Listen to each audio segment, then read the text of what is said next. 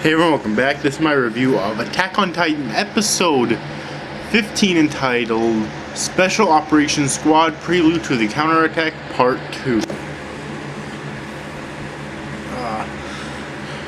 Alright, so in this episode of Attack on Titan, another slow-paced episode, I'm having a feeling that, I think I may have mentioned this in my last review, but I have a feeling that this second half of Attack on Titan, probably until we reach towards the climax, and the climax itself is going to be pretty slow paced, because the first half was so action packed and fast paced that I think they're trying to get a lot more story in there than they did previously.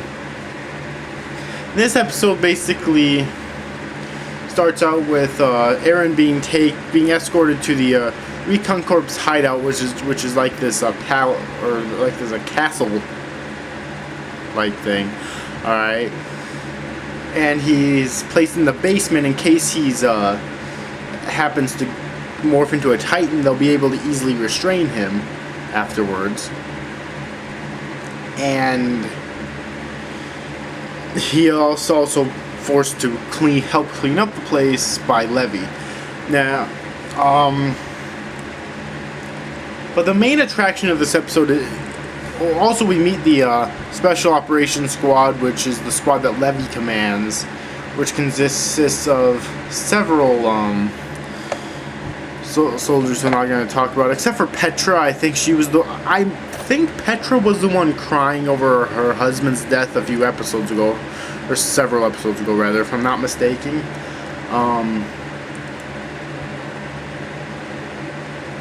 So she seems pretty content now. I guess she was able to get over it quickly, at least to the extent that she doesn't show it anymore in public, which is good. And also there's Hanji, who's a part of that, and the main attraction of this episode is actually Hanji talking to Eren in private, basically explaining to him that when about her research on the Titans and the way she conducts experiments on the Titans. She's probably the most abnormal character so far in this series. Now, and I like Hanji, I really do. I love her crazy personality. Like, she explains that when she first started fighting Titans, she did it only because she wanted revenge. Like, that's literally, at first, the only reason she did it out of hatred at first, and that's it. However, after she cut a Titan's head off and kicked it, at one point in the past, she realized that it was really light. And at first, when she said light, I thought she meant like light as in a bright light, which I didn't know what she would have gone with that. But no, she meant light as in not heavy. It's actually physically light, despite being so fucking huge. And just because she kicked that light-ass head, she instantly had a change of heart in her psyche, and so now she loves Titans, and she only kills them if she absolutely has to, and she doesn't like to harm Titans anymore. In fact, she even pierces one of the Titans' heart. I think it was Asai, I believe, was the one she pierced his heart, and she was bawling her eyes out when she was conducting the experiment. She really hated it. And she actually has 2 captured Titans, which capturing Titans is no easy feat. Honestly, it takes the best of the best to kill them, let alone capture them. Because obviously, when you capture them, you have to hold back, you know. But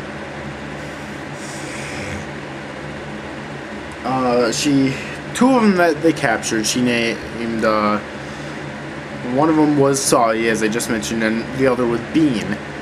And actually, at the end of this episode, it was showed that Sully and Bean were both killed mysteriously. And then there's Irvin, who, well, I don't think it was Irvin who explained this, but it was basically explained that there was 2, I believe, cloaked soldiers that the guards spotted, but then they escaped on their 3D maneuver. So it could have been from the Recon Corps themselves, it could have been from the Survey Corps, whatever you want to call them, it could have been from the garrison, or it could have been from the military police. We don't really know yet.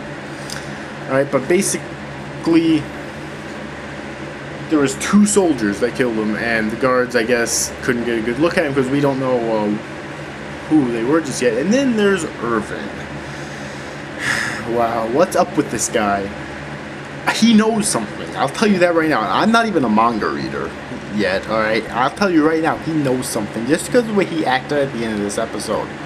He has kind of like a mask on him, meaning you don't really know what's going through his mind.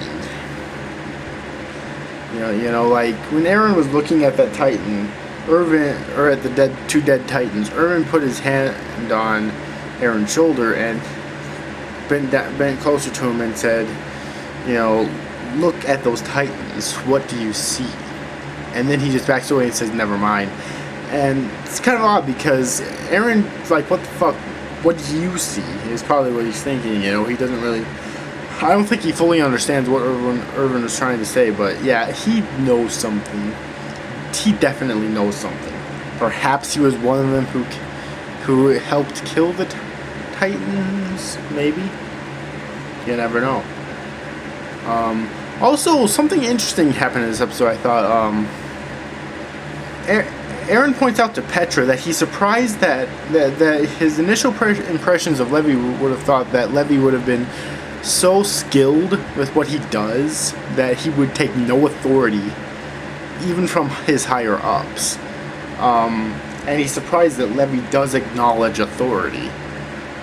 And he pointed that out to Petra, and I mean, obviously Petra knows very little about him, but he came from like Petra did say that he came from like a rogue group of bandits before joining the Survey Corps, I believe, and then Irvin took him in to the Survey Corps. Alright. So, yeah, it's kind of interesting right there as well.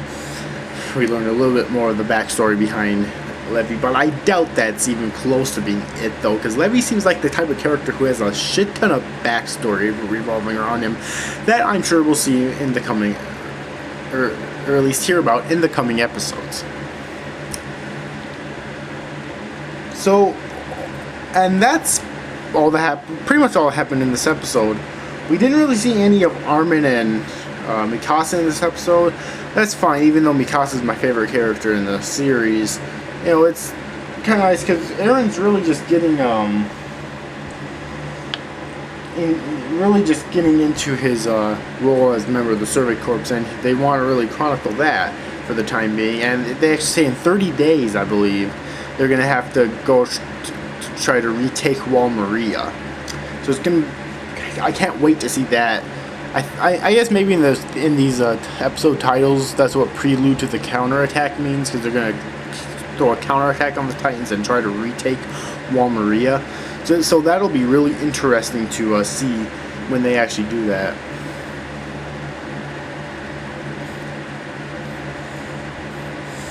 But anyways, overall, hope you enjoyed this. This episode was actually really good. Once again, it didn't have a lot of action, but this proves that you don't have to have a lot of action to be a really good episode. So yes, anyways, I hope you enjoyed this video, guys. Thanks for watching. Bye bye.